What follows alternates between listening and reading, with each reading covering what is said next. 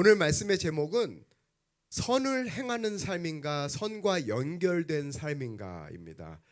오늘 본문 말씀은 누가복음 18장 18절에서 27절까지인데요. 좀 길지만 우리 한 절씩 교독해 보도록 하겠습니다.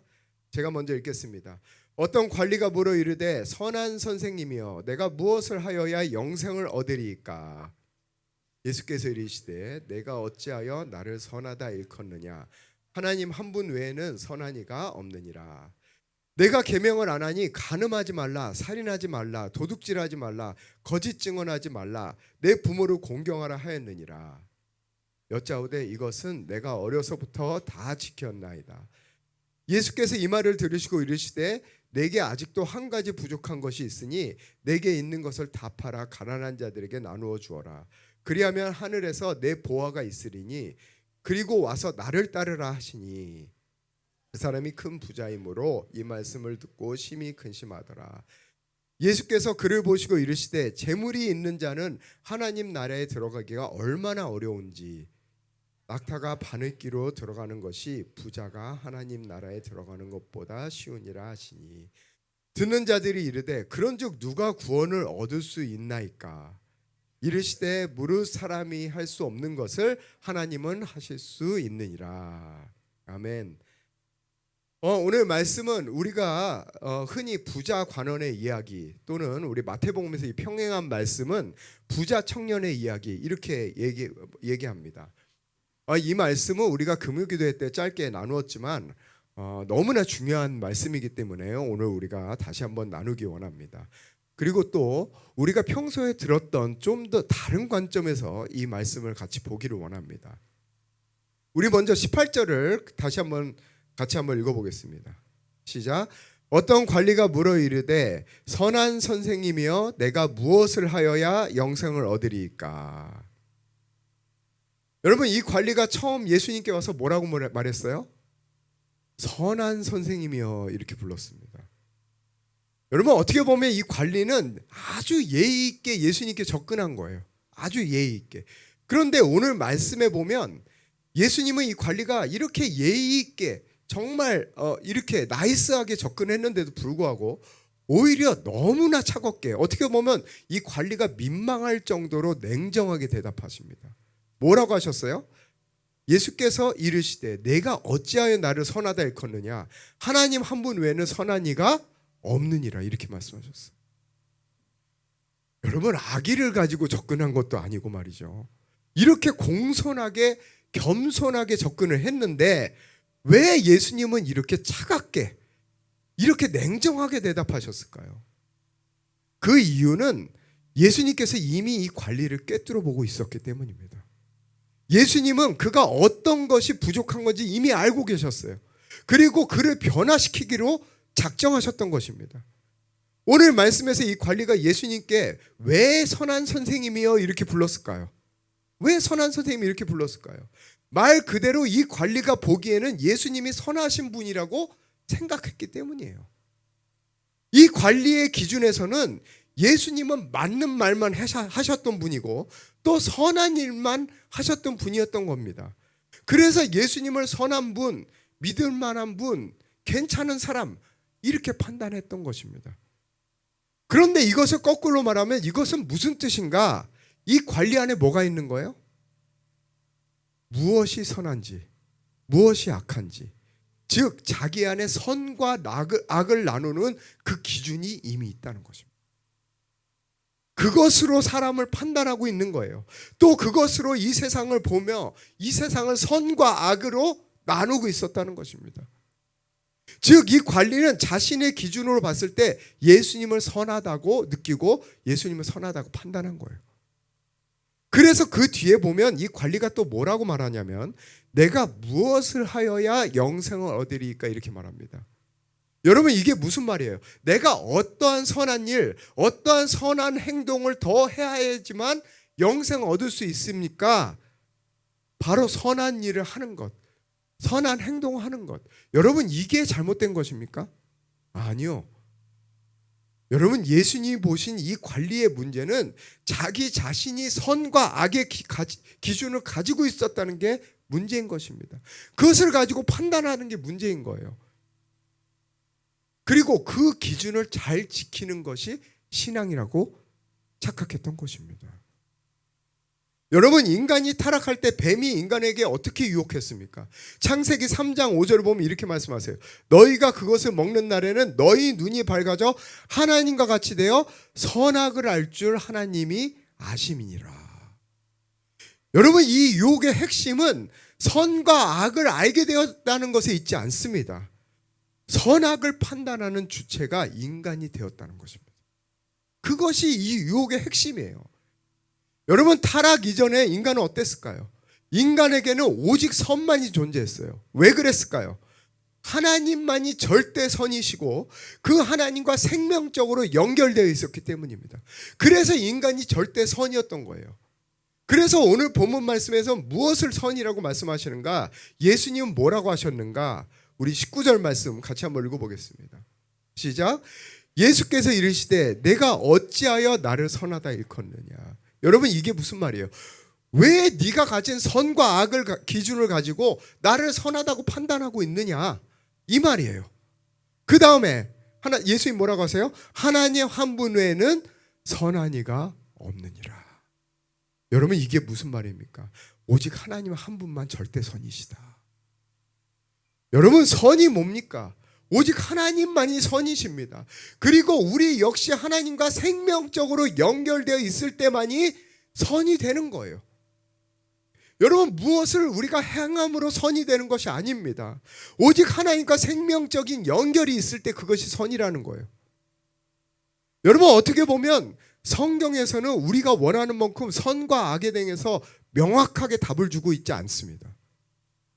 무엇이 선인지 무엇이 악인지 정확하게 말씀해 주시면 우리가 갈등하지 않을 수 있을 것 같은데 그렇지 않다는 거예요.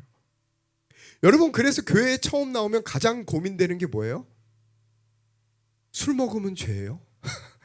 담배 피면 죄예요? 여러분, 이게 가장 큰 고민이에요. 예를 들어서 성경에서 보면 술 먹는 것은 죄니라. 여러분, 요한복음에 이렇게 나와 있으면 얼마나 좋을까요? 그런데 그렇게 명쾌하게 말씀하시지 않는다는 겁니다. 그 대신에 에베소서 5장 18절에는 어떻게 말씀하세요? 술 취하지 말라, 이는 방탕한 것이다, 이렇게 말씀하세요. 이렇게 애매모호하게 말씀하시기 때문에 많은 사람들이 내가복음을 만드는 겁니다. 내가복음. 술은 취하지만 않으면 돼. 취하지만 않으면 돼. 예수님도 포도주 마시셨잖아. 물로 포도주를 만드셔서 다 같이 마셨잖아. 여러분, 저도 예전에 약주를 하실 때는 이런 핑계를 많이 댔습니다. 취하지만 않으면 돼. 취하지만 않으면 돼. 그리고 끝까지 우기죠. 나 지금 아직 안 취했다고. 나 아직 안 취했어. 더 마실 수 있어. 여러분, 그런데 우리는 그 뒤에 나오는 말씀에 관심이 없는 거예요. 술 취하지 말라, 이는 방탕한 것이니 오직 성령의 충만함 받으라. 여러분, 우리의 기준은 여기에 있는 줄 믿습니다.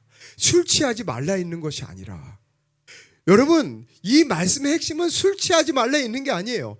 그 뒤에 있는 오직 성령의 충만함 받으라, 이것이 핵심인 거예요. 즉, 이것은 무슨 뜻인가? 무엇을 하고 안 하고 또는 무엇을 얼마나 하느냐에 그 기준이 있는 것이 아니라는 말입니다. 그 기준을 지키는 것이 신앙이 아니라 오직 성령의 충만함 받으라. 즉, 성령의 하나님의 인도함을 받는 삶, 절대 선이신 하나님과 생명적인 관계 안에 살아가는 것, 이것만이 우리에게 유일한 기준인 줄 믿습니다. 여러분, 그래서 로마서 14장 23절에 뭐라고 말씀하세요? 의심하고 먹는 자는 정죄되었나니 이는 믿음을 따라 하지 아니하였기 때문이라. 믿음을 따라 하지 아니하는 것은 다 죄니라. 다 죄니라. 여러분, A냐 B냐 이것을 하느냐 마느냐 그것이 죄가 아니고 자기 생각으로 자기 판단으로 나눠놓고 지키는 것이 신앙이 아니라 믿음을 따라 하지 않는 것은 다 죄다. 즉, 하나님과 생명적인 관계 안에서 하지 않는 모든 것은 죄다. 이렇게 말씀하시는 겁니다. 여러분, 그래서 예수님이 이렇게 말씀하시는 거예요. 하나님 한 분 외에는 선한 이가 없느니라. 네가 선을 행하길 원해? 그럼 그 전에 너는 하나님, 선하신 하나님, 절대 선이신 하나님과 어떤 관계를 가지고 있니? 여러분, 즉 하나님과 연결되어 있는가? 이것을 말씀하시는 거예요. 여러분, 우리의 삶은 어떻습니까? 우리의 기준은 어디에 있나요? 우리는 무엇에 집중하며 살아가고 있습니까? 오늘도 내가 죄 안 짓고 살았으면 그건 괜찮은 하루인가요? 아니요. 천만의 말씀입니다. 오늘 말씀에 나오는 이 관리가 예수님께 와서 질문했던 것도 다 영생에 관한 질문이었어요. 즉 하나님을 잘 믿기 원해서 신앙적인 이유로 질문했다는 말입니다. 그래서 20절, 21절에 이렇게 말하잖아요. 내가 계명을 안 하니 간음하지 말라, 살인하지 말라, 도둑질하지 말라, 거짓 증언하지 말라, 내 부모를 공경하라 하느니라. 여짜오되 이것은 내가 어려서부터 다 지켰나이다. 여러분, 우리도 마찬가지입니다. 우리도 이 관리처럼 신앙생활할 때가 너무나 많다는 거예요. 하나님과 생명적인 교제를 잃은 채, 하나님을 체험하지도 느끼지도 못한 채 무엇이 죄인지, 무엇이 옳은 것인지, 무엇이 하나님 뜻인지, 무엇이 아닌지를 분별해놓고 A냐 B냐를 분별해놓고 A를 행하는 것, 그것이 괜찮은 삶, 그것이 신앙이라고 착각한다는 것입니다. 여러분, 기독교는 종교가 아닙니다. 기독교는 종교가 아니에요. 기독교는 생명입니다. 기독교는 하나님과 하나됨을 누리는 것이에요. 그렇다면 우리는 새로운 기준을 가질 줄 알아야 하는 것입니다. 만약 우리가 그리스도 안에 있으면 모든 것이 모든 것이 가한 거예요. 그러나 우리가 그리스도 밖에 있으면 그것이 아무리 선하다 할지라도 그것은 노인 것입니다. 여러분, 그래서 고린도전서 6장 12절에도 이렇게 말씀하세요. 우리 한 목소리로 같이 한번 읽어보겠습니다. 시작. 모든 것이 내게 가하나 다 유익한 것이 아니요 모든 것이 내게 가하나 내게 무엇인지 얽매이지 아니하리라. 여러분, 모든 것이 내게 가하다는 것이 무슨 뜻이에요? 예수 그리스도 안에 있는 사람은 더 이상 율법, 즉 옳고 그름에 얽매이지 않는다는 말입니다. 우리는 선을 이루기 위해서 무엇을 하고 무엇을 하지 말아야 하는 그런 존재가 아니에요. 그리스도 안에서 모든 것이 가능한 존재입니다. 이것을 해도 되나? 저건 하면 안 되나? 이와 같은 율법적인 사고를 뛰어넘는 것입니다. 하지만 오늘 말씀은 거기서 끝이 아니에요. 모든 것을 할 수 있는 자유가 있지만 다 유익한 것은 아니다. 즉 바울은 새로운 기준을 제시하고 있는 거예요. 더 이상 이것이 가능한가, 이것을 허용되는 것을 따지는 것이 아니라 이 일이 하나님의 생명을 누리는데 유익한가? 이 일이 하나님의 사랑을 나타내는데 유익한가? 이 일이 그리스도의 몸된 공동체의 덕을 세우는데 유익한가? 바로 우리의 기준이 여기에 있는 것입니다. 즉 하나님과 생명적인 관계에 기준이 있다는 거예요. 또 이렇게 말씀하십니다. 모든 것은 가능하지만 내가 무엇에든지 얽매이지 아니하리라. 여러분, 여기서 얽매이다의 헬라어 원뜻은 지배당하다, 권세 아래 들어가다, 이런 뜻입니다. 즉 모든 것이 허용되는 자유가 있지만 나는 어떤 것의 권세 안에도 들어가지 않겠다. 내가 가진 자유로 무엇의 종이 되지 않겠다. 바로 이 뜻입니다. 무엇을 지키기 위해서, 우리가 무엇을 지키기 위해서 종이 되지 않는 거예요? 하나님과의 생명적인 연결을 지키기 위해서. 이것이 바로 하나님 한 분만이 선하다는 뜻이에요. 그리고 우리는 이 선을 나타내는 존재로 지음을 받았습니다. 그래서 에베소서 2장 10절 우리 같이 한번 읽어볼까요? 시작. 우리는 그가 만드신 바라 그리스도 예수 안에서 선한 일을 위하여 지으심을 받은 자니 이 일은 하나님이 전에 예비하사 우리로 그 가운데 행하게 하려 하심이라. 여러분, 이것은 우리가 선을 행함으로써가 아니라 오직 하나님과 생명적인 관계에 있을 때, 절대 선이신 하나님과 생명적인 관계에 있을 때 우리를 통해 나타나는 거예요. 저절로 나타나는 것입니다. 여러분, 예수님도 이것을 아셨어요. 그래서 이 관리에게 한 가지 요구를 하십니다. 우리 22절 말씀 같이 한번 읽어보겠습니다. 시작. 예수께서 이 말을 들으시고 이르시되 내게 아직도 한 가지 부족한 것이 있으니 내게 있는 것을 다 팔아 가난한 자들에게 나눠주라. 그리하면 하늘에서 내게 보화가 있으리니 그리고 와서 나를 따르라 하시니. 여러분, 이 말씀은요, 어떻게 보면 이 관리 입장에서는 할 이유가 없는 말씀이에요. 할 이유가 없는 말씀이에요. 왜냐하면 구약 율법 어디에도 없는 요구이기 때문입니다. 여러분, 구약 어디서 네 가진 것을 다 팔아 가난한 자에게 나누어줘라 이렇게 말씀하셨습니까? 그래야 네가 영생 얻는다 이런 말씀 없어요. 그런데 예수님은 이 관리에게 이런 요구를 하시는 거예요. 왜 그랬을까요? 이 관리에게는 그가 가지고 있는 이 재물이 하나님과의 생명적인 관계를 방해하고 있기 때문입니다. 그것을 끊고 있기 때문이에요. 이것은 구약의 율법을 뛰어넘는 새로운 기준을 예수님이 제시하고 있는 거예요. 여러분, 오늘날 우리도 이 기준을 가져야 하는 것입니다. 우리는 여전히 성경에 나오는 죄의 목록만 주의하며 살펴요. 특별히 예를 들어서 교회 전통에서 말하는 7대 죄악이 뭡니까? 교만, 탐욕, 음욕, 시기, 탐식, 탐식도 있습니다. 할렐루야. 분노, 나태. 여러분, 이런 것은 누가 봐도 죄예요. 누가 봐도 죄입니다. 또 이런 것들은 누가 봐도 경계합니다. 우리도 경계하죠.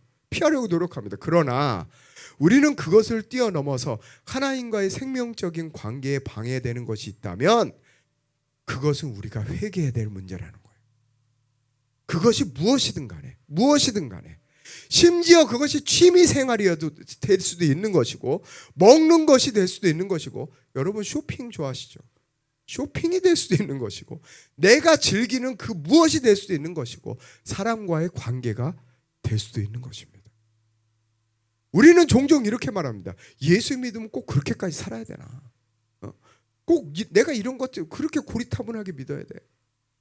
여러분, 그러나 그 취미가, 그 운동이, 그 음악이 그것이 무엇이든 그것이 나쁜 일이 아니라 할지라도 우리 기준에 만약 그것이 하나님과의 생명적인 관계에 방해가 된다면 그것은 우리가 회개해야 될 문제인 거예요. 여러분, 우리는 이 말씀에 나오는 관리처럼 신앙생활할 때가 너무나 많은 거예요. 굳이 하나님 말씀에서 죄라고 안 하신 것은 당연한 권리로 여겨요. 당연한 권리. 우리 안에 계신 성령님께 귀 기울이지 않습니다. 여러분, 이제는 우리 안에 성령님이 말씀하시는 게 기준이에요. 그것이 우리에게는 유일한 기준인 것입니다. 그러나 우리가 진짜 하나님과의 생명적인 관계가 있는 하나님의 자녀라면 우리는 우리 안에 계신 성령님이 근심하는 것을 느낄 수 있는 거예요. 느낄 수 있는 거예요. 우리가 무엇을 계속해 나갈 때 우리 깊은 곳에서 말씀하시는 것을 들을 수 있는 것입니다. 뭔가 부딪힘을 느낄 수 있어요. 여러분, 이것을 느끼지 못하면 성령의 인도함 받는 삶이 아닙니다. 여러분, 제가 금요기도회 때도 기도하고 설교 끝나고 기도 인도를 할 때 갑자기 하나님께서 생각나게 하셔서 회개했는데 여러분, 이 당시에는 핸드폰, 스마트 기기가 없었습니다. 예를 들어서 오늘날 하나님과의 생명적인 교제보다 스마트 기기와 관계하는 시간이 얼마나 많습니까? 그렇지 않아요? 그렇지 않습니까? 게임, 드라마, 유튜브, 쇼츠, 릴스. 여러분, 이거 보는 게 죄인가요?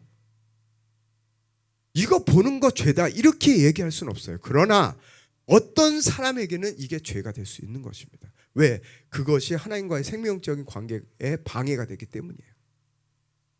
아니, 제가 보기엔 많은 사람이 여기서 헤어나지 못하고 있어요. 요즘 세상에 많은 사람이. 우리는 깨어 있어야 합니다. 세상을 이원론적으로 나누고 그것을 지키는 신앙생활에서 벗어나야 하는 것입니다. 머리로 판단해서 행하는 신앙생활에서 벗어나야 하는 것입니다. 더 이상 자신 안에서 말씀하신 성령의 음성을 무시하는 그 신앙에서 벗어나야 하는 것입니다. 여러분, 그것이 아무리 선해 보이라 할지라도 하나님과의 생명적인 관계에 방해되는 것은 여러분, 하나님 선 밖에 있는 것입니다. 여러분, 성령님께 예민하시기를 축원합니다. 그분은 우리 안에 보혜사로 오셨어요. 보혜사로 오셨다는 것은 어떠한 경우에서 우리를 떠나지 않는다는 거예요. 이게 얼마나 감사한 일입니까?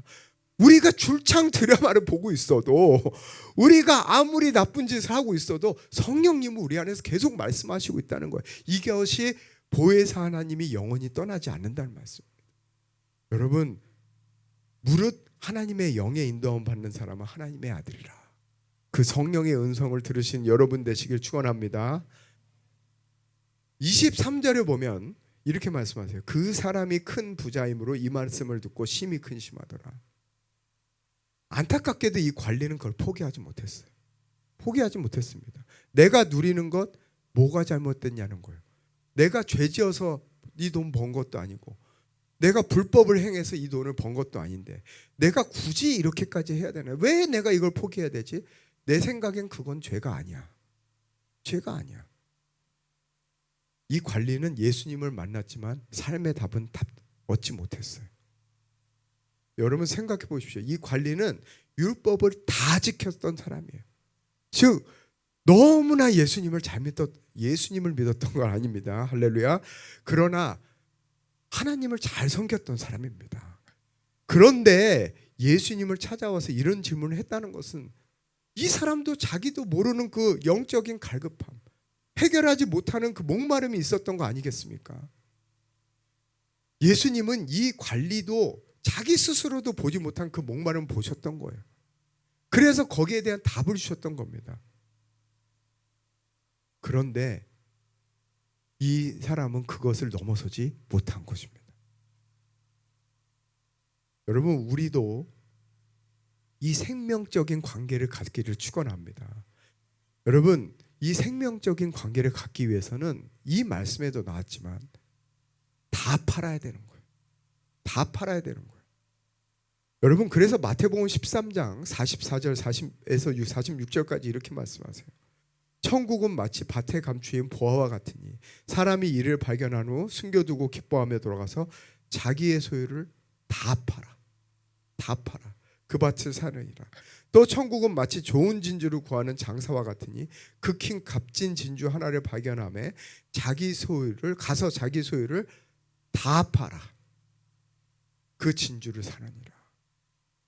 여러분, 그것이 무엇이든 세상적으로 선해 보이는 것이라 할지라도, 내가 유일하게 누리는 것이라 할지라도, 내가 굳이 포기할 이유가 없는 것이라 할지라도, 인간관계든 취미든 재물이든 그것이 어떤 것이든 간에 하나님과 생명적인 관계를 더욱 누리기 위해서는 우리는 그것을 다 팔아야 하는 것입니다. 이것이 진짜 하나님을 만난 삶이에요.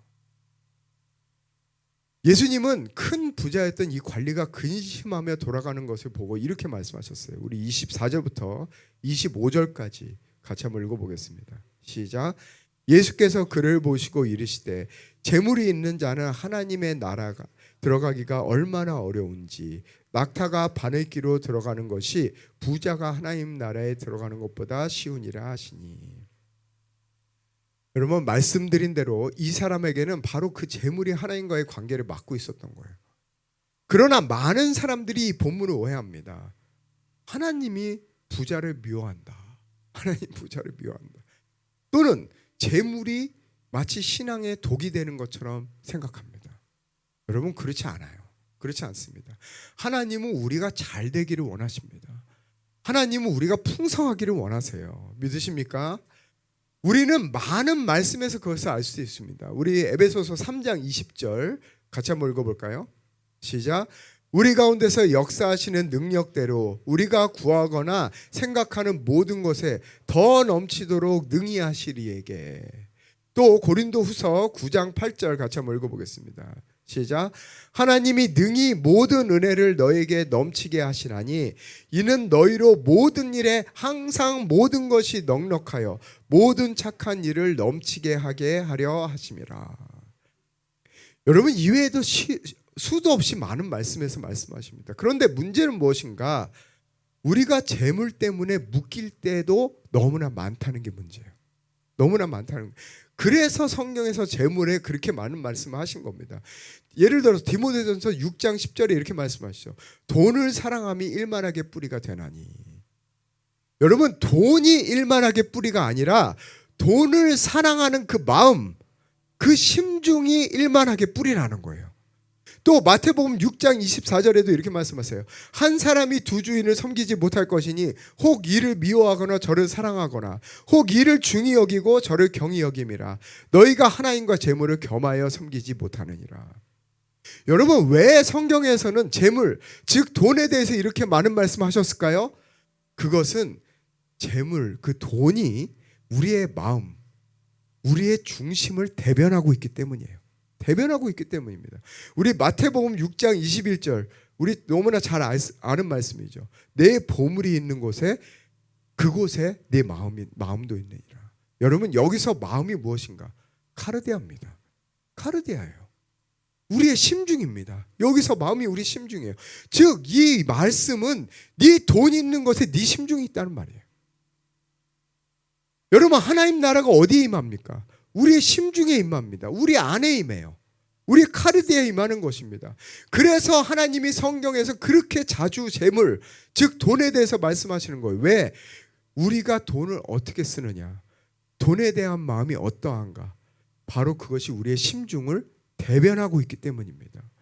여러분, 재물을 어떻게 다루는가를 보면 그 사람의 심중을 알 수 있어요. 심중할 수 있습니다. 왜냐하면 그 사람의 가치관을 가장 잘 반영하는 것이 무엇인가? 돈이기 때문이에요. 그러나 오늘 말씀에서 이 관리의 심중에 하나님과의 관계를 맡고 있는 것이 재물, 즉 돈이었기 때문에 이렇게 말씀하셨지만 단지 이것은 돈만에 대한 말씀은 아닙니다. 우리의 삶에 어떠한 것이든 하나님과의 생명적인 관계를 맡고 있는 것이 있다면 우리는 그것을 다 내려놓고 팔아야 하는 것입니다. 우리 26절 말씀 같이 한번 읽어볼까요? 시작. 듣는 자들이 이르되 그런즉 누가 구원을 얻을 수 있나이까. 여러분, 왜 이렇게 사람들이 놀랐을까요? 왜냐하면 그 당시에는 부를 하나님의 축복으로 여겼기 때문입니다. 구약에 나오는 하나님의 모든 사람들을 보십시오. 다 재물의 복을 받았던 사람들이에요. 예를 들어서 아브라함, 이삭, 야곱, 욥 모두 큰 부자였습니다. 그래서 그 당시 유대인들은 일반적으로 부유하다, 이것을 하나님의 복을 받았다, 이렇게 여겼습니다. 그래서 이 말씀을 듣고 놀란 겁니다. 그런데 심지어 오늘 나오는 이 부자간어는 돈만 많은 사람이 아니에요. 사회적으로 존경받는 지도층이었습니다. 게다가 어려서부터 모든 율법도 다 지켰대요. 도덕적입니다. 종교적이에요. 사회적인 지위도 있습니다. 그야말로 성공한 신앙인인데 그들의 생각에는 저 정도면 당연히 하나님 나라에 들어가겠지. 저 사람이 안 들어가면 누가 들어가? 이런 사람이었는데 예수님이 이렇게 말씀하시니까 깜짝 놀란 거예요. 그때 예수님이 이렇게 대답하십니다. 27절 말씀 같이 한번 읽어보겠습니다. 시작. 이르시되 무릇 사람이 할 수 없는 것을 하나님은 하실 수 있느니라. 할렐루야. 여러분, 이게 무슨 말입니까? 사람의 자격과 능력으로는 하나님 자녀의 삶을 절대 살 수가 없다. 절대 살 수가 없다. 즉 인간이 나눠놓은 선과 악을 지킴으로 그 선을 추구하는 것으로는 결코 하나님 자녀의 삶을 살 수 없다. 그것은 인간의 노력일 뿐이다. 그러나 오직 하나님은 하실 수 있다. 왜? 절대 선이신 하나님이 우리 안에 들어오셨기 때문입니다. 할렐루야. 여러분, 성령님이 우리 안에 계세요. 그분이 절대 선이십니다. 그분의 인도함을 받는 게 선을 행하는 것입니다. 여러분, 이것을 믿으시기를 축원합니다. 여러분, 이 말씀을 실제로 가장 잘 보여준 사람들이 있어요. 오늘 본문 말씀 바로 전에 어떤 말씀이 나오는가? 어린아이에 대한 말씀이 나옵니다. 우리 누가복음 18장 15절에서 17절 말씀 같이 한번 읽어보겠습니다. 시작. 사람들이 예수께서 만져주심을 바라고 자기 어린 아기들을 데리고 오매 제자들이 보고 꾸짖거늘 예수께서 그 어린아이들을 불러 가까이 하시고 이르시되 어린아이들이 내게 오는 것을 용납하고 금하지 말라. 하나님 나라가 이런 자의 것이니라. 내가 진실로 너에게 이르노니 누구든지 하나님의 나라를 어린아이와 같이 받들지 않는 자는 결단코 들어가지 못하리라. 여러분, 어린아이 이야기와 부자관원의 이야기는 따로 떨어진 말씀이 아닙니다. 의도적으로 붙어있는 하나의 메시지인 거예요. 예수님은 먼저 어린아이를 보여주시고 그 다음에 부자간원의 이야기를 하셨어요. 마치 이 말씀은 이렇게 말하는 것 같아요. 어린아이는 하나님 나라를 어떻게 받는가? 이렇게 질문하는 것 같아요. 그리고 바로 이어서 왜 부자간원은 하나님 나라를 받지 못하였는가? 여러분, 어린아이들은 무엇을 해야 합니까? 묻지 않았어요. 무엇을 해야 합니까? 묻지 않았어요. 왜 그렇습니까? 그들은 선과 악을 판단하는 기준이 그들 안에 없기 때문입니다. 모든 것을 있는 그대로 보는 거예요. 어린아이들은 자기가 생각해 놓고 그것을 지키지 않습니다. 그것을 얻으려고 노력하지 않아요. 왜냐하면 그들은 옳고 그름보다 생명적인 관계가 훨씬 더 중요하기 때문입니다. 여러분, 우리 모두 어린아이와 같은 자가 되시기를 예수 그리스도의 이름으로 축원합니다. 여러분, 생명적인 관계, 하나님과의 생명적인 관계가 우리에게 모든 거예요. 이것이 없으면 우리의 존재 이유도 없는 것입니다. 오늘 말씀 맺겠습니다. 오늘 예수님은 우리에게 무엇을 더 해야 하는가 묻지 않으십니다. 오히려 무엇이 나와의 생명적인 관계를 가로막고 있는가, 이것을 물으십니다. 여러분, 부자 관원에게는 그것이 재물이었지만 우리에게는 또 다른 것들이 될 수 있어요. 하나님 나라는 선과 악을 판단하고 그것을 행함으로 얻어지는 것이 아니라 어린아이처럼 절대 선이신 하나님과의 생명적인 관계를 누릴 때 얻어지는 것입니다. 우리는 우리 안에 계신 보혜사 성령님의 인도하심을 받아야 할 줄 알아야 합니다. 그분의 음성을 들을 줄 알아야 돼요. 그러므로 매 순간에 우리는 하나님과의 생명적인 관계 안에서 살아가야 될 줄 믿습니다. 이것이 우리에게 주신 유일한 기준이에요. 유일한 기준. 여러분, 우리의 모든 것을 다 팔아 이 생명적인 관계를 누리는 우리 모두가 되시기를 예수 그리스도의 이름으로 축원합니다. 우리 이 시간에 다 같이 일어나서 찬양하며 나가시겠습니다.